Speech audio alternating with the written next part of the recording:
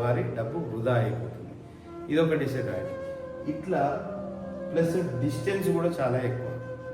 సరే డిస్టెన్స్ గురించి పక్కన పెట్టండి, మన ఇంటి నుంచి బయటికి పోయిన తర్వాత హైదరాబాద్లో చదివినా ఒకటే, అది ఏ నార్త్ ఢిల్లీ సైడ్ పోయి చదివినా ఒకటే. డిస్టెన్స్ కూడా ఒక డిసడ్వాంటేజ్, కానీ దాన్ని లైట్ తీసుకోండి. ఎలా కార్లో పోయే కంటే ఫ్లైట్లో పోయేది ఉంటే వాళ్ళు వెంబడే ఒక గంటలో హైదరాబాద్ పోయినట్టు, మన ఇంటి నుంచి హైదరాబాద్కి ఎంత వస్తారో హైదరాబాద్ నుంచి ఒక గంటలో ఎక్కడికైనా వెళ్ళాలి. సరే ఇవి మెయిన్ ఏంటంటే డ్రగ్స్కి అలవాటు పడుతుండ్రు, లగ్జరీకి మన వాళ్ళు సెట్ కాలేకపోతుండ్రు, ప్లస్ మధ్యలోనే వదిలేసి డిస్కంటిన్యూ చేసి వస్తుండ్రు.